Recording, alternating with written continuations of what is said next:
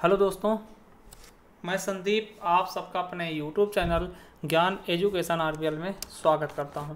दोस्तों, मैं आपको बता दूं कि हम ये जो है वीडियो आपके यूपी स्पेशल से रिलेटेड लेकर के आए हैं, जो कि आपके आने वाले एग्ज़ाम, चाहे वो यूपीएसआई हो, लेखपाल हो, यूपी पीसीएस हो, वीडियो हो, टेट हो, सुपर टेट हो, या फिर जो भी यूपी पुलिस की वैकेंसी आने वाली हैं दोस्तों, या फिर आएंगी, उनके लिए बहुत ही ज़्यादा महत्वपूर्ण होगा। ठीक है, देखिए इसमें हम क्या देखेंगे, प्रमुख नगर व उनके उपनाम या फिर किसी भी नगर के प्राचीन नाम क्या हैं तो उनके बारे में भी देखेंगे। और एक चीज़ आपको बता दें कि अगर आप संपूर्ण हिंदी पढ़ना चाहते हैं दोस्तों, तो हमने पढ़ा दिया है यूपीएसआई लेवल की, आप प्लेलिस्ट में जा करके पढ़ सकते हैं। ठीक है, तो चलिए वीडियो शुरू करते हैं दोस्तों। देखिए, पहला है प्रयागराज।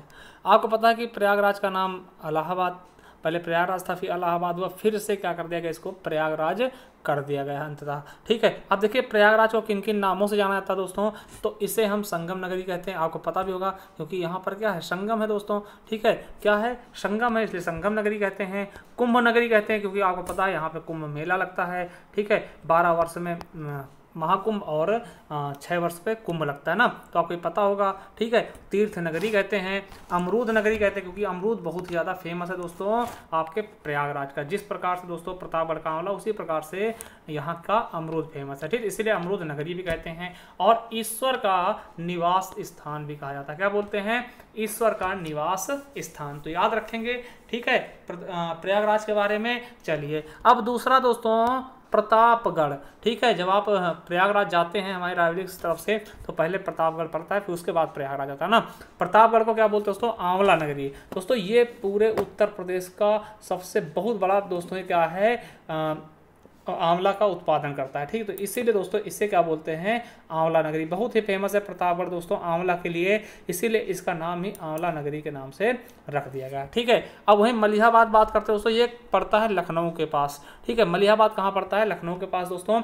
और यहाँ पर बहुत ही ज़्यादा मात्रा में आम उगाए जाते हैं दोस्तों, इसीलिए इसे दोस्तों मलिहाबाद को दोस्तों आमों का शहर कहा जाता है। ठीक है, क्या बोलते हैं, आमों का शहर। खास करके दोस्तों यहाँ पे दशहरी आम बहुत ही ज़्यादा मात्रा में उगाए जाते हैं। ठीक है, तो ये चीज़ आप याद रखेंगे कि आमों का शहर किसको कहते हैं, तो किसको कहते हैं, मलिहाबाद। तो कहाँ है, तो लखनऊ के पास। ठीक है, तो ये चीज़ याद रखेंगे। अब देखिए चौथा है दोस्तों गोरखपुर। गोरखपुर को दोस्तों गोरखधाम भी कहते हैं, और नाथनगर भी कहते हैं, और गीता प्रेस नगर। दोस्तों यहाँ पे गीता प्रेस है, जो कि धार्मिक पुस्तकों का क्या करता है दोस्तों, उन्हें धार्मिक पुस्तकों को छापता है। ठीक है, तो गीता प्रेस किसके लिए है, तो धार्मिक पुस्तकों के लिए दोस्तों प्रसिद्ध है गीता प्रेस। ठीक है, तो इसीलिए इसको गीता प्रेस नगर भी कहा जाता है। अगला है कानपुर। तो कानपुर को दोस्तों चर्म नगर कहते हैं, चमड़े काम होता है, इसलिए चमड़े का बहुत ज़्यादा उत्पादन होता है दोस्तों यहाँ पर, मतलब चमड़े की वस्तुएं बहुत ज़्यादा फेमस है कानपुर की, इसीलिए इसको चर्म नगर के नाम से भी जानते हैं दोस्तों। इसके अलावा इसे उद्योग नगर भी कहते हैं,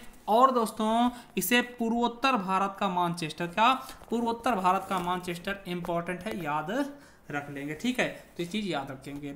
अगला है दोस्तों गाजियाबाद। देखिए गाजियाबाद को हम छोटा दिल्ली कहते हैं। ठीक है, क्योंकि दिल्ली के पास ही है दोस्तों, बहुत ही घना आबादी है गाजियाबाद का। ठीक है, इसे छोटी दिल्ली कहते हैं, और उद्योग नगरी भी कहा जाता है। और नोएडा को दोस्तों आपको पता होगा, इसे उत्तर प्रदेश का शो विंडो और फिल्म सिटी भी कहा जाता है। क्या बोलते हैं, इसे फिल्म सिटी और उत्तर प्रदेश का शो विंडो भी कहते हैं। किसको दोस्तों, तो नोएडा को, गौतम बुद्ध नगर ना, ग्रेटर नोएडा। ठीक है, तो ये चीज याद रखेंगे। चलिए अगला देखते हैं दोस्तों, नेक्स्ट क्या है, अयोध्या। क्या, अयोध्या राम जन्मभूमि। ठीक है, देखिए इसे रामनगर के नाम से जानते हैं, आपको पता होगा, राम भूमि और रामचरित मानस जन्मभूमि, और भू बैकुंठ अवध के नाम से भी जानते हैं। ठीक, अवध प्रांत ही था, आपको पता होगा। और साकेत नाम से भी जानते हैं किसको, अयोध्या को दोस्तों। ठीक है, और आपको पता है कि यहाँ पर दोस्तों 5वां अंतर्राष्ट्रीय हवाई अड्डा बनाया जा रहा है। और उत्तर प्रदेश पूरे भारत का एकमात्र ऐसा प्रदेश बन गया दोस्तों जहाँ पर 5 अंतर्राष्ट्रीय हवाई अड्डे हैं दोस्तों। ठीक है, तो ये चीज याद रखेंगे। चलिए अगला है शुक्रताल दोस्तों, भागवत कथानगर कहते हैं। क्या बोलते हैं, भागवत कथानगर। वहीं बात कर ले नैमिषारण्य दोस्तों, कहाँ पड़ता है, सीतापुर में। कहाँ, सीतापुर में दोस्तों। इसको बोलते हैं 88,000 ऋषियों की तपोभूमि, या फिर 30,000 तीर्थों का स्थान। किसको बोलते हैं, तो नैमिषारण्य को दोस्तों। ठीक है, अब देखिए बात करते हैं मेरठ की। आपको पता है कि यहाँ से 1857 की क्रांति शुरू हुई थी, इसीलिए क्रांति नगर भी कहते हैं और कैंची नगर के नाम से भी जानते हैं। और मेरठ दोस्तों खेल का सामान भी बहुत ज़्यादा फेमस है, ठीक है। तो इसे खेल का सामान बहुत ज़्यादा फेमस है यहाँ का, तो ये भी याद रख लेंगे, ठीक है। तो कैंची नगर, क्रांति नगर। और वहीं हस्तिनापुर को बात करते हैं दोस्तों, हस्तिनापुर की, तो हस्तिनापुर को क्या बोलते हैं? जैनी काशी लोग, जैनी लोगों की काशी। क्या?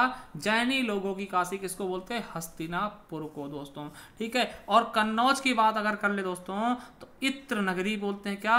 इत्र नगरी, यहाँ का इत्र बहुत ही ज्यादा फेमस है। और पूर्व का ग्रास भी बोलते हैं, पूर्व का ग्रास, ये क्वेश्चन भी पूछा जा चुका है यूपी पुलिस में। और खुशबुओं का शहर भी कहा जाता है। वहीं गाजीपुर की बात करते हैं, गाजीपुर को काशी की बहन कहते हैं। क्या?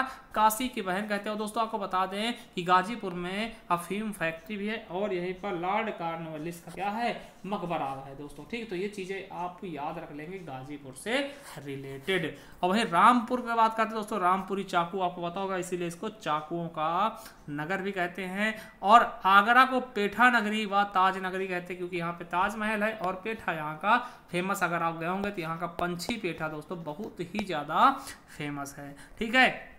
चलिए अगला है संडीला दोस्तों, संडीला दोस्तों लड्डू नगरी कहते हैं। अगर आप यहाँ कहीं से हैं तो हमें कमेंट बॉक्स में जरूर कमेंट करना दोस्तों। संडीला हरदोई के आसपास पड़ता है दोस्तों, तो इसे क्या बोलते हैं? लड्डू नगरी दोस्तों, ठीक है। वहीं फिरोजाबाद की बात करते हैं तो सुहाग नगरी या चूड़ी नगरी।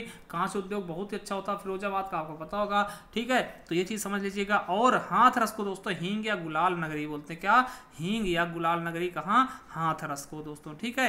तो याद रखेंगे। वहीं अगर बात कर ले मथुरा दोस्तों, मथुरा का एक चीज याद रखना कि मथुरा में दोस्तों सबसे कम वर्षा होती है पूरे उत्तर प्रदेश में। देखिए मथुरा में सबसे कम वर्षा होती है और गोरखपुर में सबसे ज्यादा होती है, ये चीज याद रख लेंगे। देखिए मथुरा को क्या बोलते हैं? कृष्ण नगरी, आपको पता हो कृष्ण जी की नगरी है।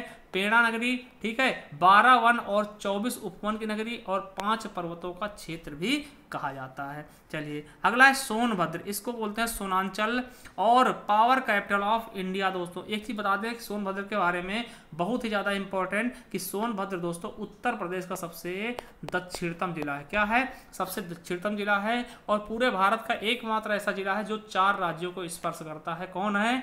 सोनभद्र, ठीक है। एकमात्र जिला जो 4 राज्यों को स्पर्श करता है। कौन कौन से राज्य हैं? आपका बिहार हो गया, झारखंड हो गया, छत्तीसगढ़ हो गया और मध्य प्रदेश हो गया, ठीक है। तो याद रखेंगे सोनभद्र, ठीक है। चलिए मुख्यालय रॉबर्ट्सगंज, ठीक है। अगला है बरेली, इसको सुरमा नगरी, बांस बरेली नाम से जानते हैं। सुरमा बहुत ही ज्यादा फेमस है दोस्तों, ठीक है। और वहीं बात करते हैं लखनऊ को नवाबों का शहर बोलते हैं, बागों का शहर बोलते हैं और नजाकत का शहर, ठीक है।